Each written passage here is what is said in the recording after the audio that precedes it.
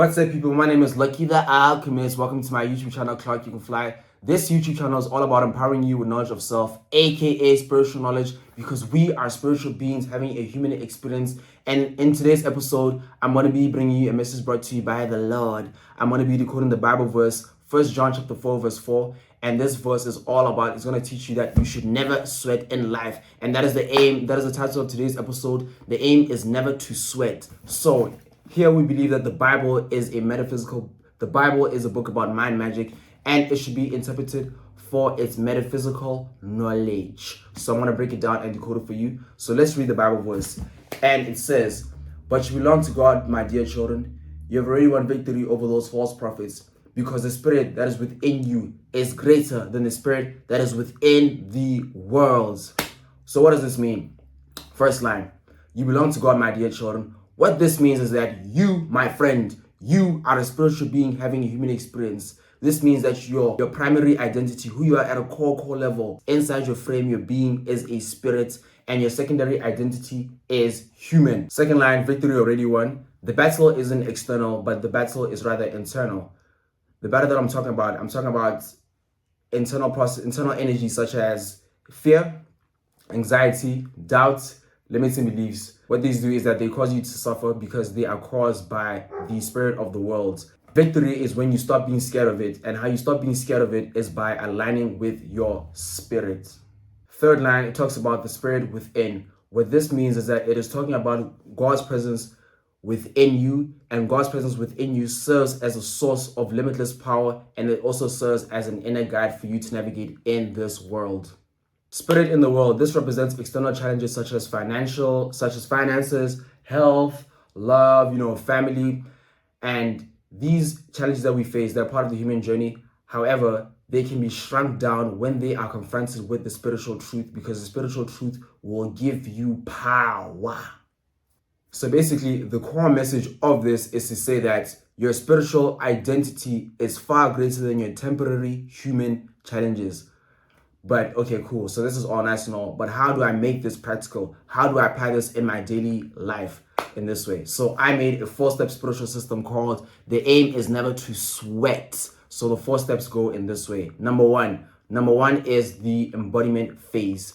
This is acknowledge the problem. Say what it is. Don't sugarcoat it. Don't try listen it up like, oh, it's not that bad. Like, say it. Don't say it with shame. Don't say it with, like with resistance. Admit what it is. And when you say it, you are using that internal voice inside your head. And you are speaking, when you use that voice, you are speaking with the creator and you're acknowledging him. Like you're going to him saying, Spirit, as I'm saying this, the sun is coming out. Ooh, Spirit, I have this problem. I need 5,000 pula by Friday. I trust in you. I trust and believe that you'll help me. But I'm letting you know there's a problem in my life and I'm acknowledging it. So please help me. Step number 2, we're shifting from fear to faith. And I call this phase the mental rephase phase. This is because we are shifting from panic to possibility. So how do you go from panic to possibility? Is that we must change our mindset. So mindset is the big key in this step. So the mindset that you have is this. The reason why you exist is because of your spirit. That is the God presence inside of you. Spirit, the universe, God, the divine source, the all is omnipotent, which means he cannot fail. And if we are spiritual beings having a human experience, then our very life comes from the God presence within us.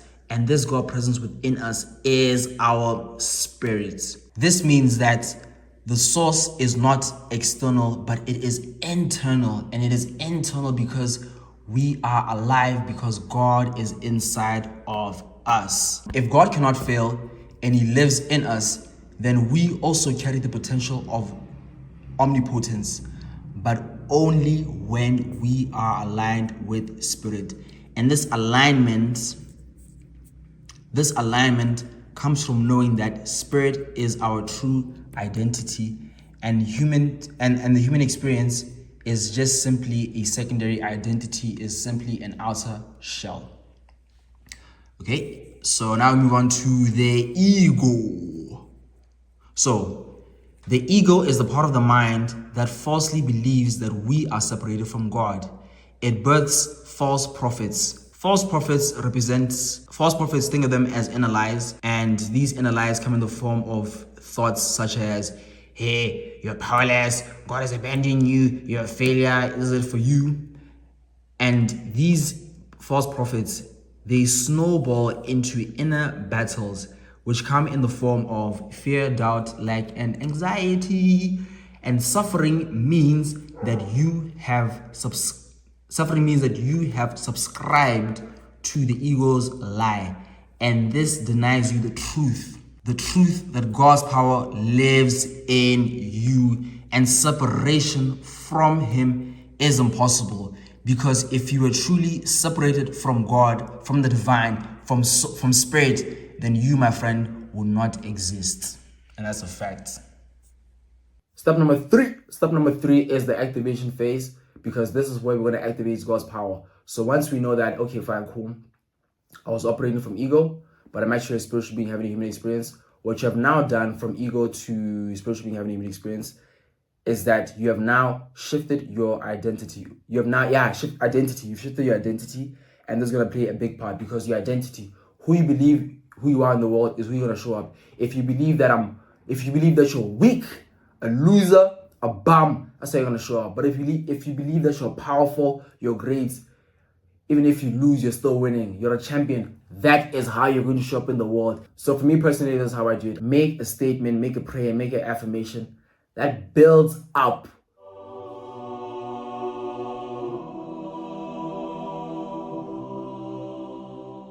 So make an affirmation prayer, or just something that should add fuel to it. So me personally, for me, this is what I do. I use the voice in my mind, and then I say this. The spirit in me is greater than the giant before me. I am not alone. I belong to God. I have already overcome, because the power within me cannot be defeated. No fear, no lack, no problem is bigger than the presence I carry. I walk with peace. I move with power. I rise by the spirit that lives in me. This is it. This is how you do it. So like, you guys can take this and use it as a template. But for me personally, every time I'm feeling like low or down, like, I can't do this, like I'm de-energized, this is what I say to myself. And this is what always like boosts me up. You know, you're jump starting your car goes like, that's what it does for me. And then my confidence goes, oh, because once again, I'm now more tapped in with my spirit instead of my ego, which is the separation from God, which is a lie.